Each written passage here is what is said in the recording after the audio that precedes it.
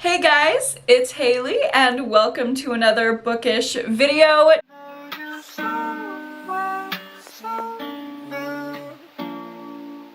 Today we're going to be getting into a book haul, my first book haul of 2025, and I'm so excited to share all the books that I've collected over the past couple months with y'all. Obviously, everyone in my life knows that I am a bookish girl, so I received a lot of books as gifts for Christmas. I also have bought quite a few things for my January TBR, or not just January, but like my 2025 TBR. Like I planned out certain videos and things that I bought books for, and my boyfriend is also a big reader as well, so we've been going to a ton of bookstores together just because we have so much fun. And then we're in there, and if we're both looking at a book and we're both interested in it, then I'm like, wait, isn't it kind of like saving money if I buy this book, because instead of having 2 copies we're just buying one to share? Like, it is a very flawed logic, but fortunately or unfortunately it's led to me buying a ton of books, and I'm going to haul them all for you guys today. But before we get into the book haul, I have another little haul for you, and that is a Parade haul, because this video is kindly sponsored by Parade. If you are wondering about this adorable little bodysuit that I have on, I love the little rosettes and the sheer bodice. That is from Parade. They have some beautiful undergarment, lingerie, lounge type of products, but their main gig is really just bras and underwear that are affordable while still being ethical and sustainable. Here are a few of the things that I got. They have the comfiest underwear, specifically these thongs. Their high-rise thongs are so soft and so smooth. Also, I mentioned they are ethical and sustainable. This set here, which I absolutely love, it's like their color block set. This is the thong, and then this is the matching bra. Literally so cute. They're actually the Replay fabric, and it's this super soft mesh, and it's recycled material. How cool is that? I like that material, but I really like all of their material. The more structured corset was still super soft. The lace was stretchy and comfortable. That's something that I always struggle with lace, is I feel like it cuts into my body. Like if you're like me and you have hip dips or a bigger chest, then you know what it's like to have something uncomfortably cutting into your skin. And I tried all of their different fabrics. None of them do that. They lie really comfortably on the body. And speaking of bodies, they are super size inclusive. This is another thing that I struggle with shopping for bras specifically, because I typically wear a size medium, but I have a bigger chest. When things are in sizes like small, medium, large, they usually don't fit right. But all of the bras got in a medium plus, so it's a size medium, but it has room enough for a bigger chest, which I just appreciate so much. So if you are looking for the best basics, or maybe something fun and flirty like for Valentine's Day, that are gonna be comfy, cute, and affordable, all rolled into one with a company that you can feel confident in, you guys should definitely check out Parade. If you use my code Hailey30, you can get 30% off site-wide. Other than their massive 80% off sale, the code won't apply to that, but girl, it's 80% off. I am such a big fan of Parade, and thank you so much again to them for sponsoring. I will have that link and my coupon code Hailey30 linked down below. Now let's go ahead and get into the book haul. I have quite a few different categories of books to talk about. Okay, we'll get into something fun. This first section of books is going to be all things that I bought for a specific video, which is reading y'all's favorite books of 2024. We had a little holiday party on my Patreon, and we all got to name our book superlatives. So I got to know the books that my patrons were loving the most that I haven't read yet. And I have a stack of them here because I want to read them in a video. I still don't know if I'm going to put this on like my channel, or if it's something I'm just going to do on Patreon, where I'm reading my Queenie Pop's favorite favorite books, but these are the books that I'm going to be reading in that video regardless of where it ends up. We're going to start out with the Encyclopedia of Fairies by Emily Wilde. No. Why did I think this whole time the author's name was Emily Wilde? I'm tripping. It's actually Emily Wilde's Encyclopedia of Fairies by Heather Fawcett. Why am I not on this plane right now? Clue in, Hailey, lock in, let's go. This is described as cozy fantasy with the vibes that I like. Obviously, I loved Legends and Lattes. I also really enjoyed The Spell Shop and The Wedding Witch, so I'm looking for books like that, and a few of my patrons said that this is exactly that kind of vibe. It's about a curmudgeonly professor journeying to a small town to study fairy folklore and discovering dark fae magic, friendship, and love along the way. And this is the start of a new fantasy series, so if I get into this, I could have a whole little cozy series for myself to get into. I'm so excited to read it. Another one of my patrons, or quite a few of them actually, signed off on this one, but specifically one, Charlie, shout out to you, girl, recommended me Perfume and Pain by Anna Dorn, and this is an unhinged woman book. You know we like those over here. This is about a novelist who is freshly canceled and she finds herself back in a Zoom writers group called the Sapphic Scribes. But really nothing will get her writing again, not even her love of perfume. However, she temporarily forgets all of this by throwing herself into some sexy distractions. 1950s lesbian pulp fiction, and then Penelope, a nosy neighbor living off Urban Outfitters settlement money. That is so funny. And when an influencer wants to adapt her previous novel for TV, Astrid finally has a chance to resurrect her writing career. But the pressure causes her worst vice to rear its head, causing a series of disturbing events. I am so excited to see what goes on in this book. I just recently read something by Anna Dorn.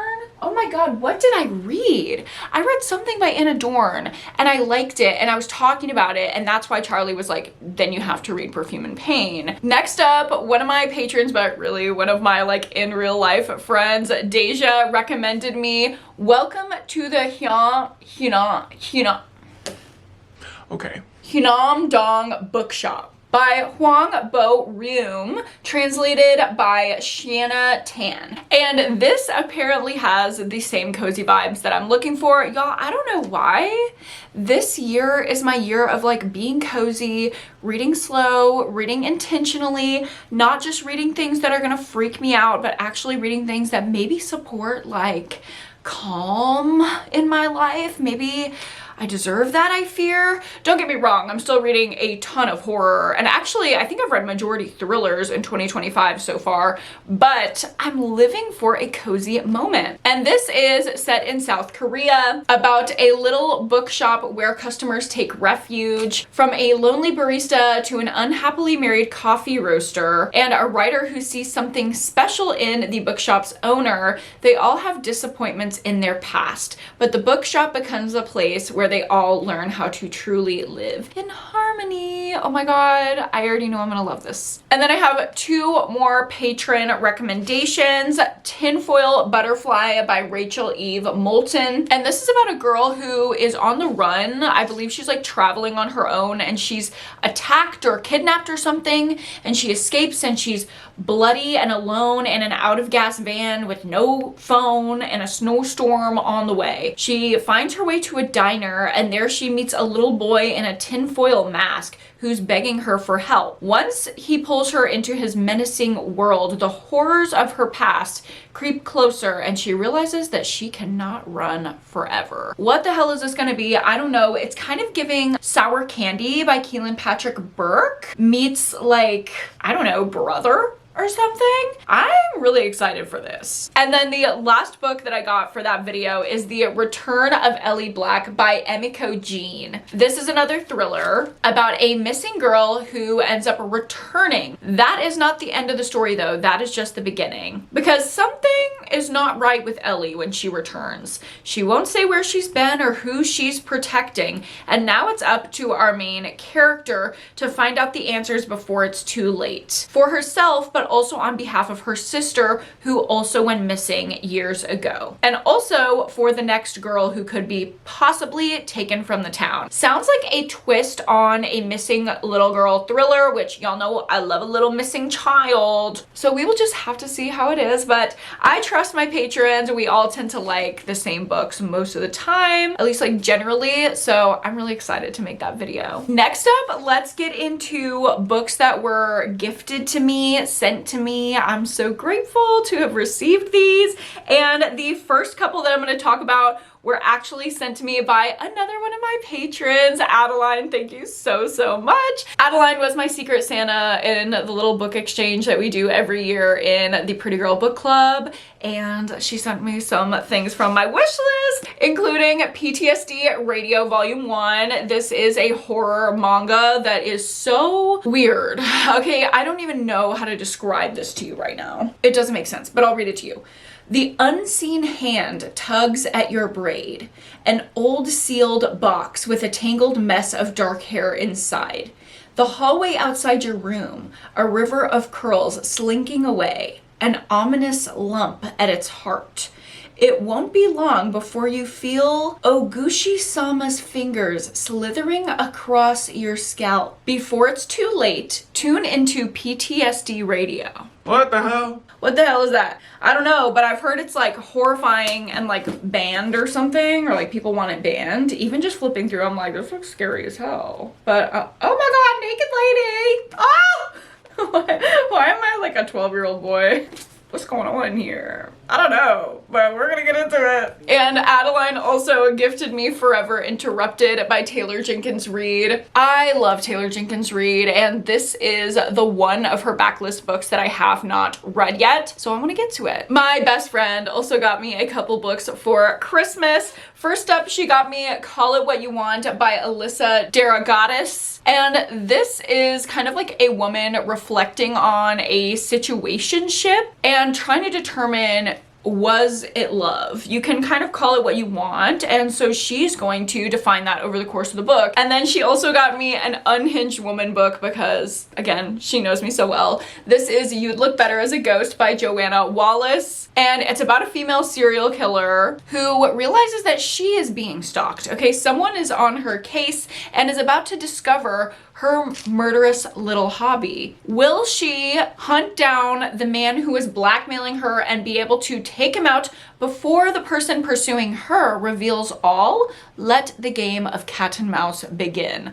I can't believe I haven't heard anything about this. It sounds right up my alley, and I'm gonna read it this month. I also had a few books sent over to me by authors and publishers. First up, I have a finished copy of At Dark I Become Loathsome by Eric LaRocca. This was an easy 5-star for me when I read the arc last year. I was absolutely enamored with it. I'm actually about to recommend it for a very specific rec in my next recommendation video that should be coming out next week. I'm so excited to rave more about this book, especially because it's actually going to be out now and you guys can get it. If you haven't ordered it, you really should, because this one is so good. It's about this man who has gone through just horrible trauma, and he has horrible grief, and the way that he is coping with it is by trawling around forums, Reddit, whatever, and offering his services to people who are feeling at their lowest. It is fucked up, it is dark, it deals with suicidality and mental health and religious trauma, and ultimately it is so incredible. I think this might be my favorite of all of LaRocca's books. Thank you so much for sending me a finished copy, Eric. I'm obsessed with you. I also have such a pretty copy here with these gorgeous sprayed edges of All the Missing Pieces by Catherine Cowles. Oh, okay, there's no blurb. I know that this is set in a town called Shady Cove, and in the like press box there was a lot of true crime podcast materials. I think it's a romance that takes place in a small town about a girl with a true crime podcast, which I'm kind of split on how I feel about that. I'm gonna be totally honest. I don't love podcast elements in a book, and I don't love true crime. The ethics of that don't really sit right with me, but because this is sent to me, I will give it a chance and I will give y'all the tea either way. Also, this randomly ended up at my door. I literally don't know how the publisher got this address. Literally, I just moved and they still find a way to track me down. I don't know how. But I have the Devil's Greenhouse. And it says, in the battle for humanity's soul, the devil always has a plan. Girl, it's a detective who has seen her share of brutal crimes, but nothing could ever prepare her for the gruesome murder that would change everything for her. It's a body carved with strange occult symbols lying at the center of a mystery that defies all logic and reason. As she digs deeper, our detective uncovers a trail of ancient rituals, demonic forces, and a secret cult known as the Devil's Greenhouse. So she teams up with a demonologist and a priest, and they have to confront their greatest fears to solve the case. Why does this kind of sound like a demonic version of Blindsided by Karen Slaughter? Okay, honestly, I judge this book because of what is this cover and also how did you get my address? But ultimately, at the end of the day, this kind of sounds good. We will see. Next up, these are all the books that I randomly ordered on reading sprints. Okay, I have this really bad habit where every time I go on reading sprints on my Patreon and anyone's reading a book that I find mildly interesting, I'm like, oh my God, I should order that, right? I should, right? Yeah. And then I get on Pango Books and I see that I have Pango Books available and I'm like, you know what? I should just order it. And so we have these next few books. First up is Legendborn by Tracy Dion. When I was asking for fantasy recs that my patrons thought I would like, this was one that was mentioned a few times. I freaking love this cover. Like, this main character is gorgeous. The cover is gorgeous. And this is YA, so I don't know how I'm gonna feel about that, but I'll give it a chance. It says, after her mother dies in an accident, 16-year-old Bree wants nothing to do with her family memories or childhood home. A residential program for bright high schoolers at UNC Chapel Hill seems like the perfect escape until she witnesses a magical attack her very first night on campus. A flying demon feeding on human energy, and a secret society of so-called legend-born students that hunt the creatures down. Oh my God, this is gonna be fun. I hope this is a more fun, more exciting version of, oh my God, what was that horrible Leigh Bardugo book? Ninth House? I'm so sorry to the girlies, but I hated Ninth House. And this sounds like kind of what I wanted that to be. I also got another book by this author duo that includes Myrrh from the Impractical Jokers, because I read You Better Watch Out, their like Christmassy kind of thriller, and I was honestly obsessed with it. I didn't think it was going to be that dark. I didn't think it was going to be twisty and good like that, but she kind of came to slay. So I got their book Don't Move because it's going to be adapted and I want to read it before it's adapted so that I can go see the adaptation. So let's see here. Megan Forrester has barely survived the unthinkable. 6 months ago, she witnessed a horrific accident that killed her husband and son, and now she lives with guilt knowing that she could have done more to save them. Now she hopes to mend the broken pieces of her spirit by attending a church group's annual camping trip. But the church group members, riddled with their own dark secrets, make a catastrophic navigational mistake, leaving them stranded in a canyon in the national West Virginian forest. Isolated with no chance of help or rescue, Megan and the others realize why this side of the canyon has never been surveyed by humankind. It's home to a terrifying prehistoric arachnid that stalks its prey. Even the slightest movement or vibration in the forest can lead them to you. Oh my God. Trauma, survival horror, and stalking spiders. Wait, am I gonna love this? Come on, Myrrh. Come on, Myrrh. Let's go. Let's get it. Every time I talk about Myrrh, I reference that video. If y'all have not seen the TikTok of Myrrh from Impractical Jokers singing that song, please go look it up right now. Hopefully by the time this is out, you can still use TikTok. If not, I'm girl, get on Red Note. I don't know what to tell you. Next up, I have a nonfiction, and this is What My Bones Know by Stephanie Fu. It is a memoir of healing complex trauma, and I was actually recommended this by a client. She thought that it really aligned with the work that we were doing in therapy, and then I heard about it from a couple girls on my Patreon, and then also one of my in real life friends. So I'm like, okay, something in the world really wants me to read this book. Like, one too many people have told me to read it. I just need to do it. So I will give you all the tea on this nonfiction. And the last one that I just randomly ordered because of various influences is I Who Have Never Known Men by Jacqueline Harpman. And this is about a bunch of women who were kidnapped and kept underground their entire lives. So they've not known men. And then when they are recovered and rescued and integrated back in society, they're like, what are men?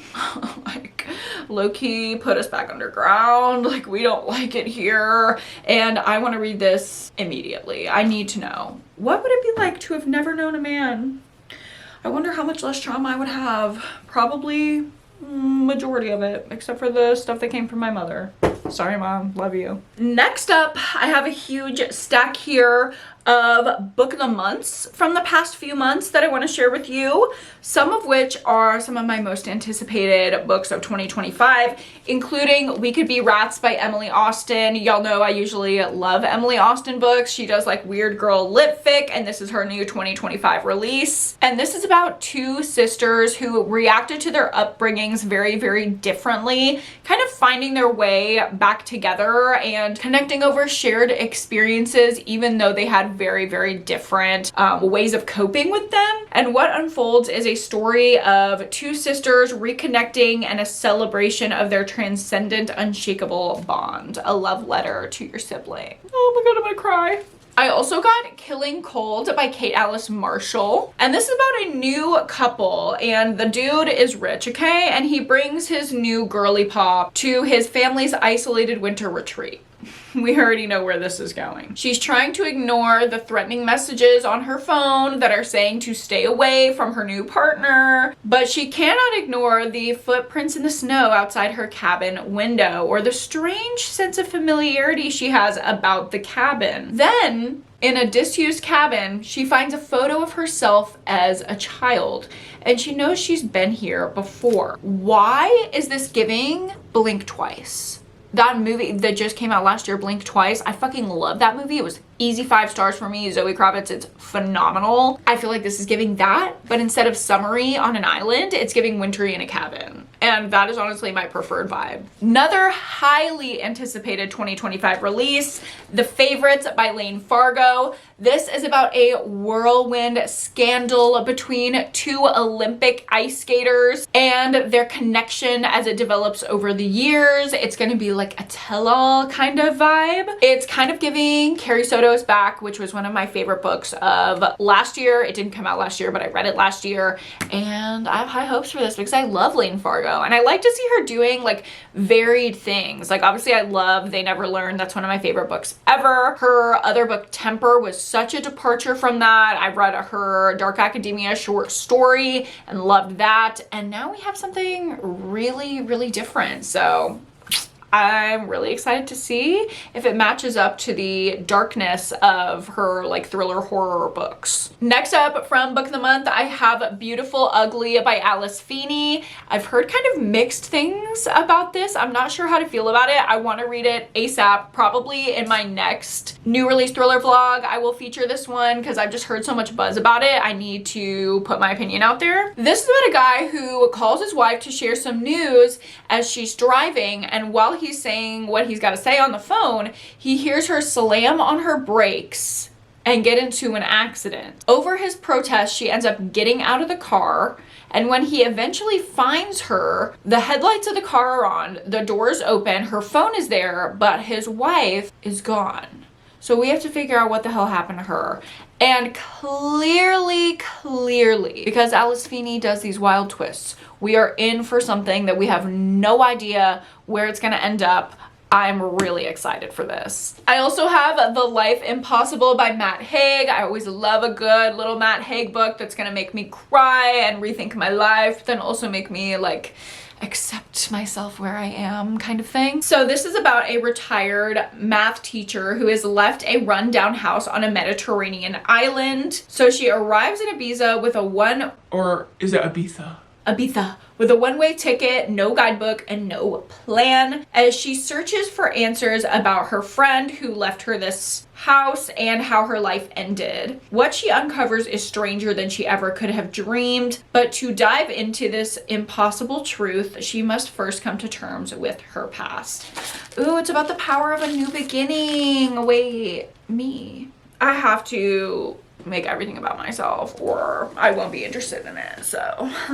And then I feel like these books have been talked to death over the past month because they're kind of Christmassy, but I did get 2 of the Christmassy book picks from Book of the Month. One in November, I got Most Wonderful by Georgia Clark, and then one in December, I got The Most Wonderful Crime of the Year by Allie Carter. I will probably save these for next Christmas, so they're gonna be sitting on my shelves for a bit, but I always am looking for books to feature in my like wintertime vlogs, so we'll just have these on the docket for next Christmas. And the last section of books that we have here to talk about is the biggest and the most chaotic, and that is all of the different indie bookstores that me and my boyfriend have gone into that I've walked out with way too many books. Because we always do this. We'll be like at brunch and we'll get a carafe of mimosas and then we're like, I'm a little tips. Are you a little tips? and he's like, Yeah, I'm a little tips. What do you want to do? You want to like, I saw a bookstore around the corner. and I'm like, Oh, baby, like say less. and then we just end up going in and then I spend $50 and it's like, why do I need to do that? Like, why do I need to do that? I don't. But that's the deal. He buys me my mimosas. I buy us books to read. It's honestly, it's a good deal. I'm not complaining at all. I'm very grateful. Okay, first up, we have a random little bookstore in Georgetown, Texas. I love going to random little Texas towns. I'm addicted to it. And if they have a bookstore, I will go in and I will support the local economy. So the first one that I picked up, I believe it's called Lark and Owl.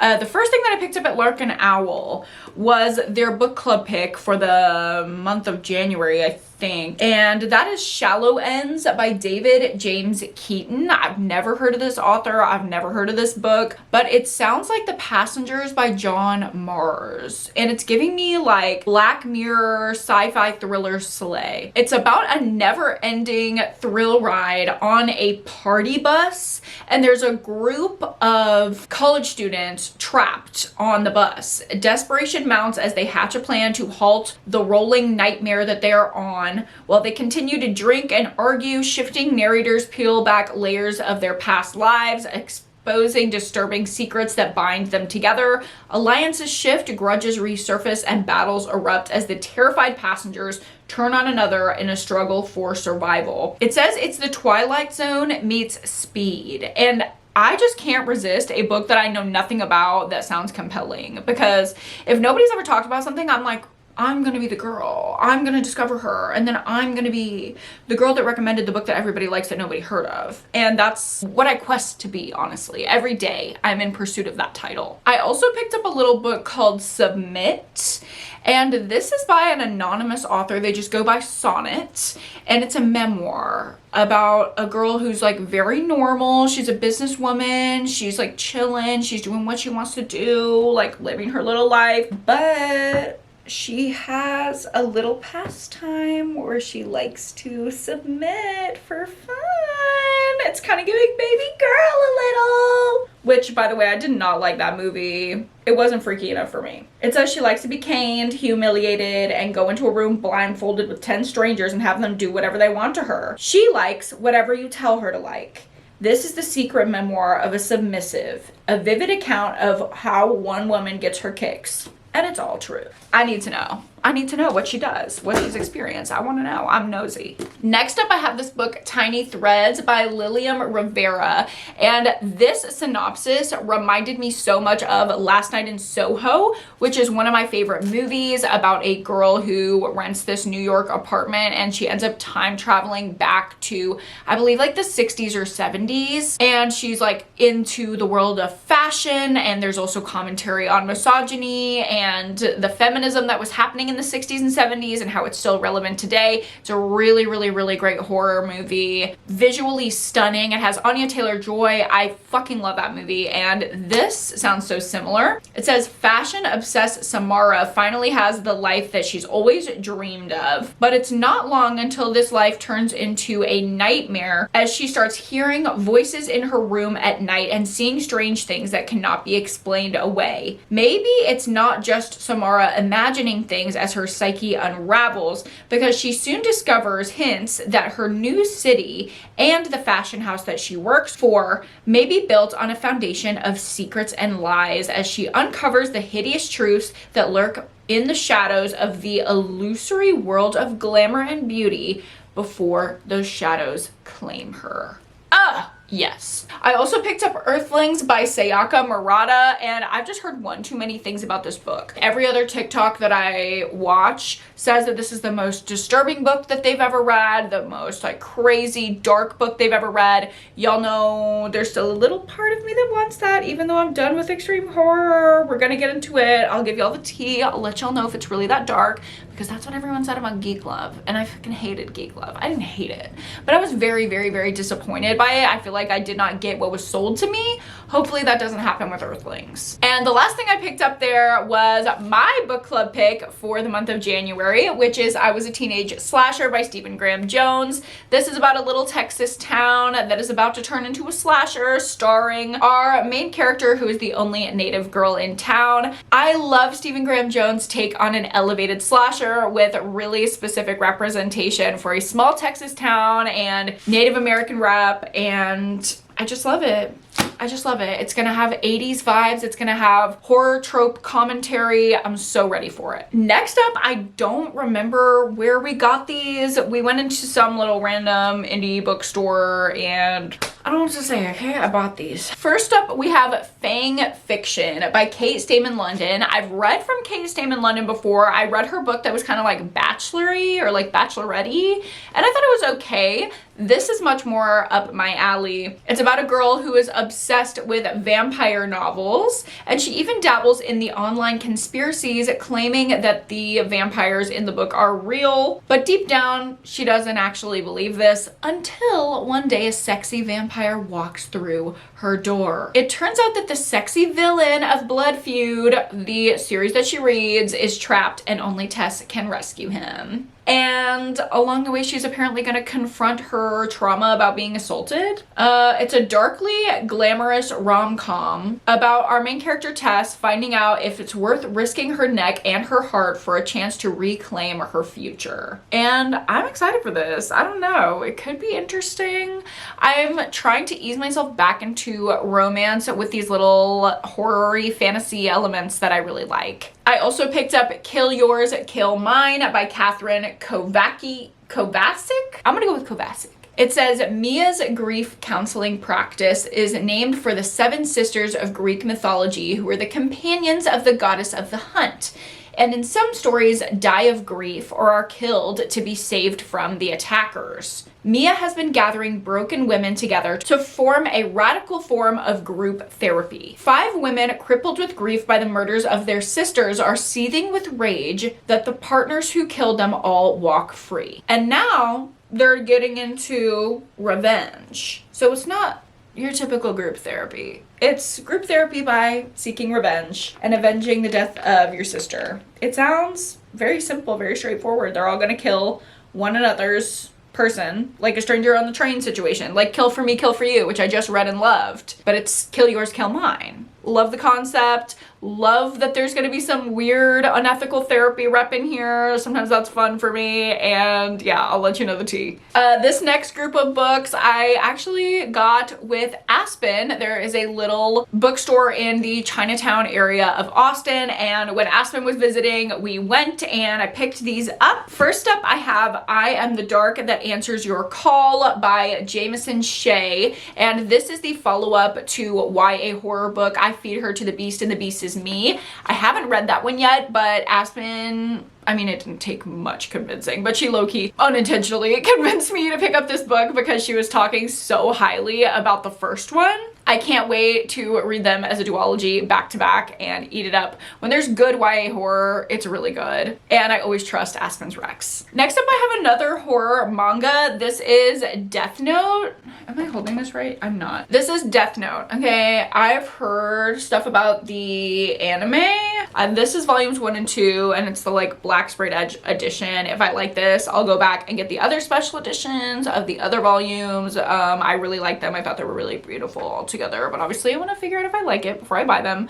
So I'm gonna give volumes 1 and 2 a try, but I've heard great things. And then the last thing I picked up there was The Last Girls Standing by Jennifer Dugan. This is a YA horror about two best friends who meet just a few days before masked men with Machetes? Hello? with machetes attack the summer camp where they worked, leaving the rest of their fellow counselors dead. And now months later, the two have built this inseparable bond from the traumatic experience. But as new evidence comes to light and Sloane learns more about the motives behind the ritual killing that brought them together, she suspects her girlfriend may be more than just a survivor. Oh my god, they're not besties.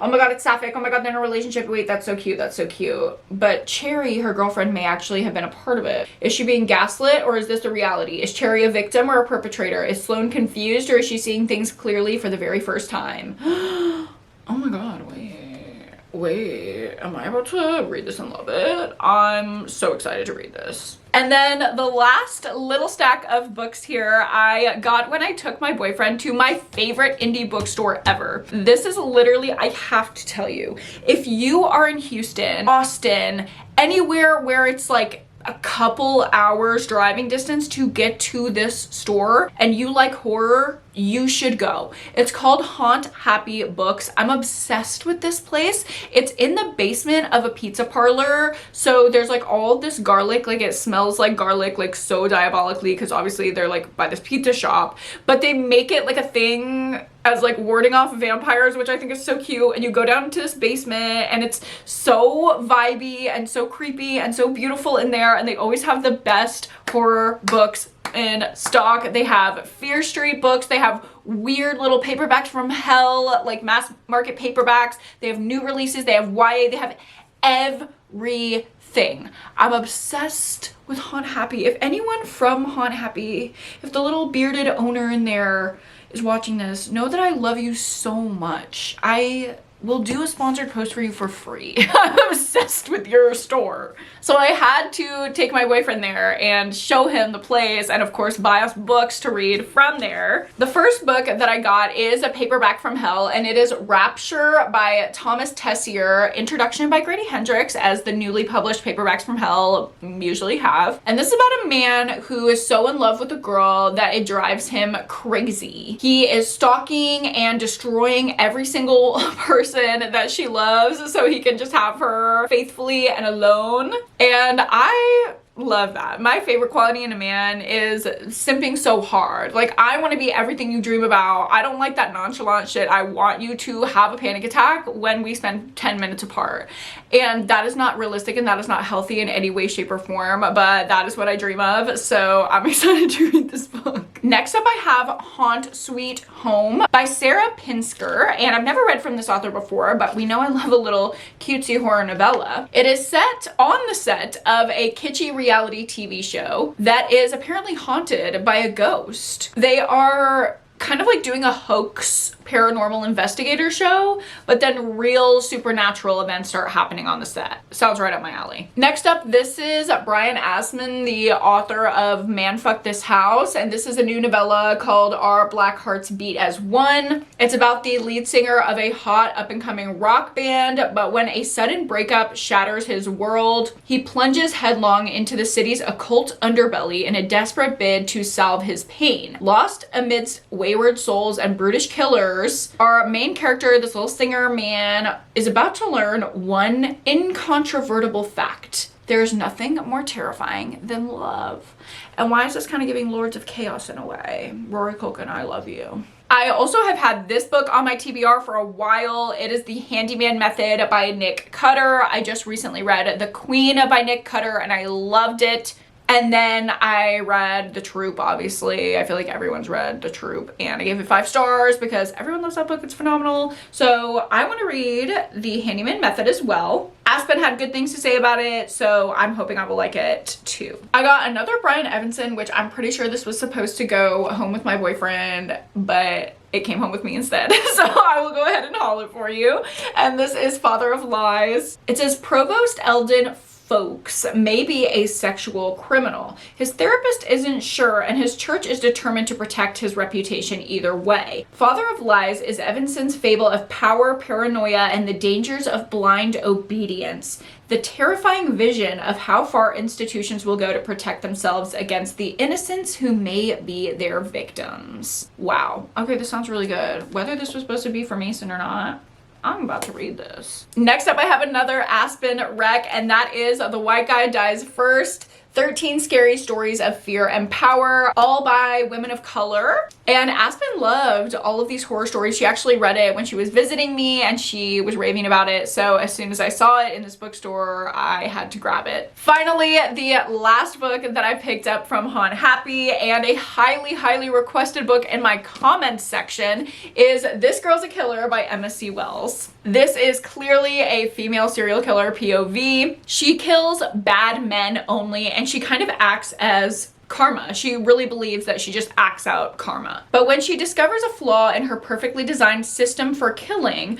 pressure heightens, and it only intensifies when her best friend starts dating a man she's not sure is a good person, and someone who might just unravel everything she's worked for. She's kind of like a female Dexter, and y'all have been asking for me to read this and give my take, so I certainly will. Thank you guys so much for watching this haul. That is everything I've acquired over the last couple months. I cannot wait to read these and review them for y'all. If there are a few that were mentioned that you specifically want to see in vlogs or you want me to prioritize, please let me know in the comments. If you enjoyed this video, please help me out with the algorithm and give me a like and subscribe to my channel so you don't miss any of my reviews of all of these wonderful books. Of course, don't forget to go down below and check out Parade. If you caught yourself admiring the fluttery little sleeve of my adorable little bodysuit as I was speaking, you should definitely go check out Parade. Use my code hailey30 for 30% off. Thank you so much again for watching this video.